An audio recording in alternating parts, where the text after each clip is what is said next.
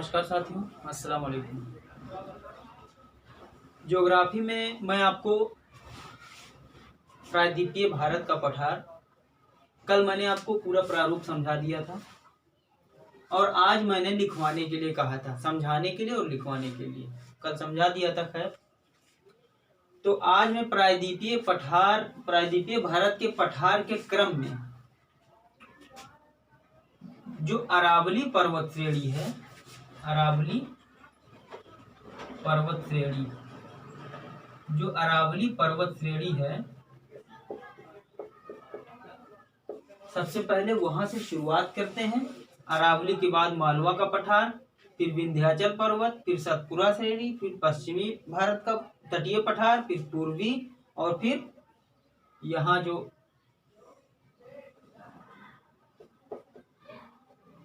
छोटा नागपुर का पठार है।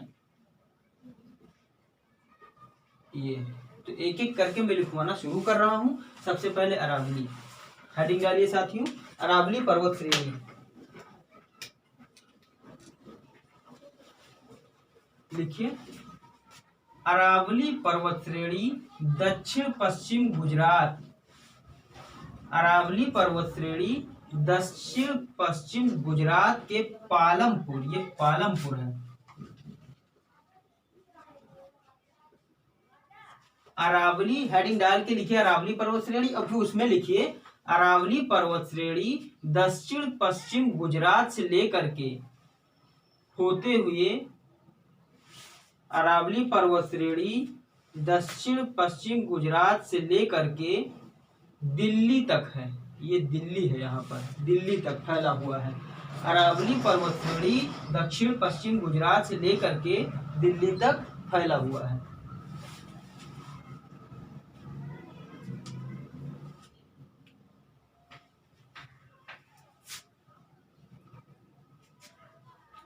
और फिर आगे लिखिए,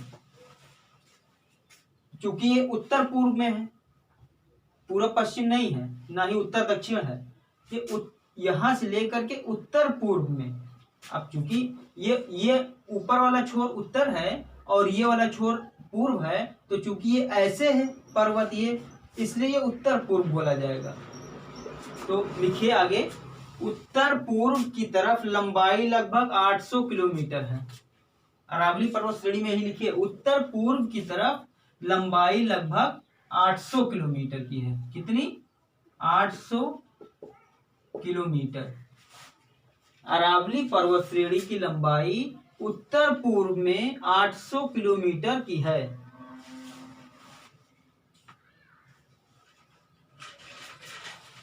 अच्छा, आगे देखिए साथियों, अरावली पर्वत श्रेणी का ज्यादातर भाग यहाँ लगभग इतना राजस्थान में है। अरावली पर्वत श्रेणी का ज्यादातर भाग राजस्थान में है। तीसरा पॉइंट, अरावली पर्वत श्रेणी का ज्यादातर भाग राजस्थान में है।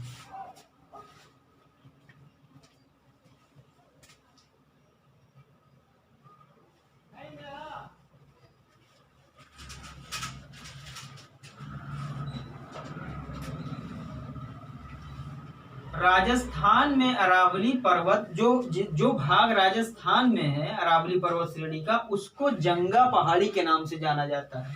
राजस्थान में अरावली पर्वत को जंगा पहाड़ी के नाम से जाना जाता है।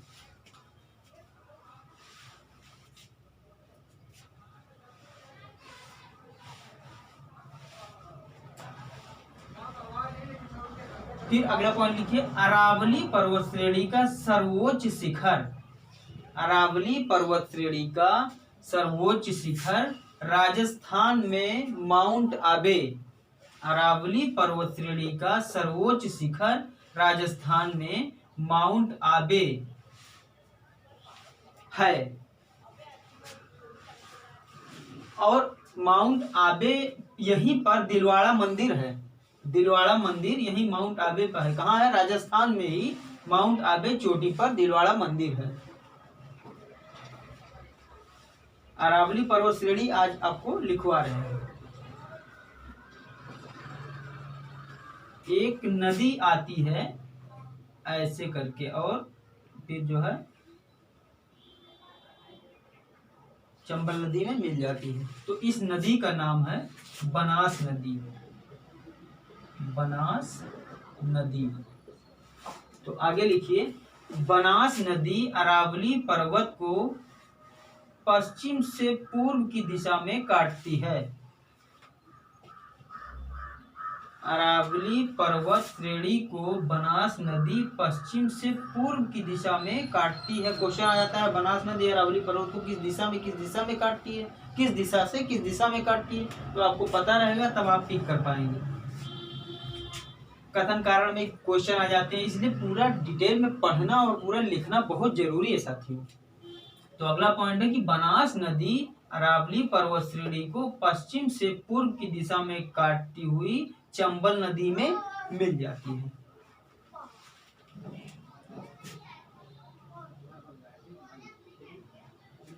फिर अगला पॉइंट है इसी का कि अरावली पर्वत श्रेणी दुनिया का सबसे प्राचीन पर्वत श्रेणी है।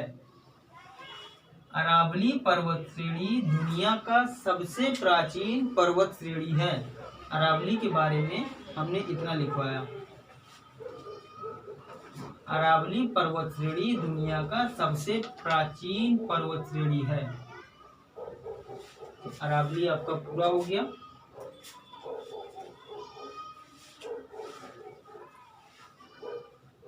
उसके बाद साथियों मालवा पठार के बारे में जान लीजिए।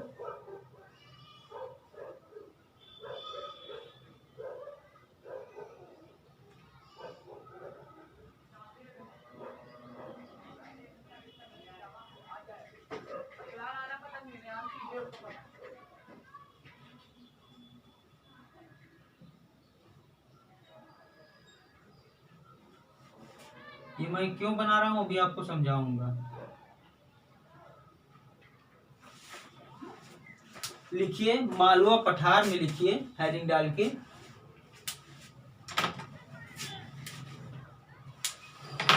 मालवा पठार का ढाल उत्तर की तरफ है। मालवा पठार का ढाल ऐसे उत्तर की तरफ है, ये ऐसे है, मतलब ऐसे ढाल है इसका उत्तर की तरफ। ये मालवा पठार का ढाल उत्तर की तरफ है।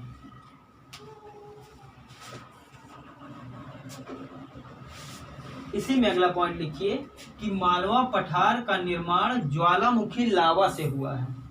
मालवा पठार का निर्माण ज्वालामुखी लावा से हुआ है। मालवा पठार में लिख रहे हैं आप लोग। अरावली पूरा हो गया। मालवा पठार का ढाल उत्तर की तरफ है। मालवा पठार ज्वालामुखी लावा से निर्मित हुआ है। और आगे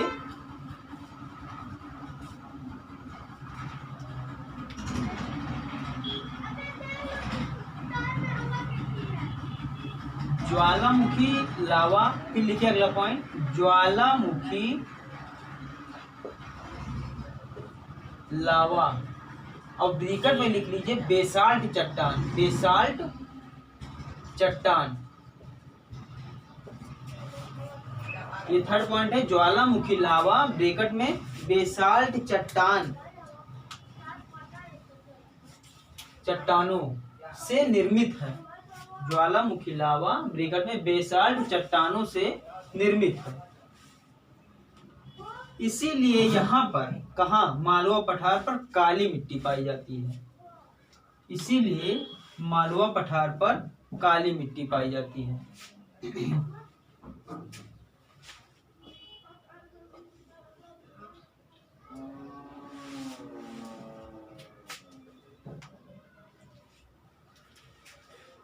थर्ड पॉइंट हमने आपको बताया था चंबल नदी और उसकी एक आध दो तीन सहायक नदियां। जब हम पढ़ा रहे थे गंगा नदी तंत्र, उस समय हमने बताया था कि जो 4 नदियां हैं वो यमुना में मिलती हैं। जो चारों नदियां कहाँ से निकलती हैं? मालवा पठार से।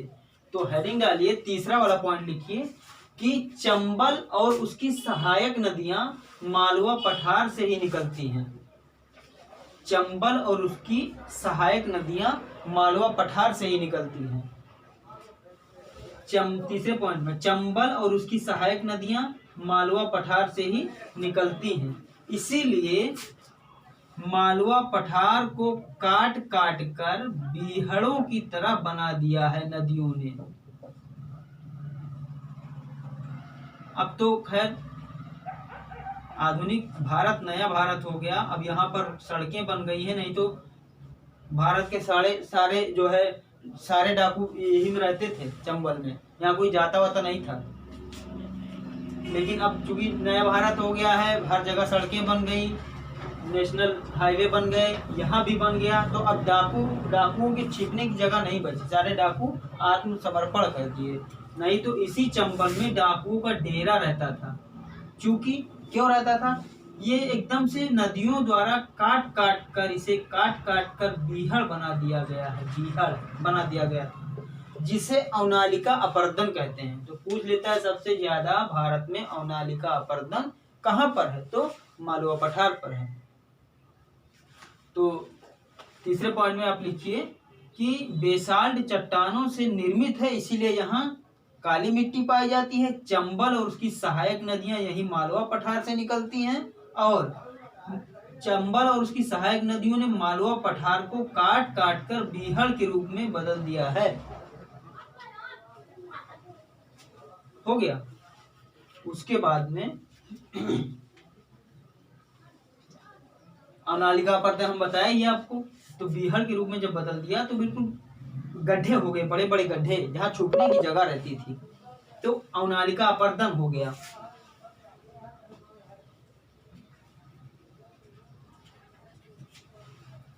चौथा पॉइंट लिखिए, मालवा का पठार अरावली पर्वत के दक्षिण में है तथा सतपुड़ा पर्वत श्रेणी के उत्तर में है। लिखिए, मालवा का पठार अरावली पर्वत के दक्षिण में है तथा सतपुड़ा पर्वत श्रेणी के उत्तर में है। ये सतपुड़ा है, नहीं सॉरी, ये विंध्याचल पर्वत है। मालवा का पठार अरावली पर्वत के दक्षिण में है तथा विंध्याचल पर्वत श्रेणी के उत्तर में है। ये लिखिए।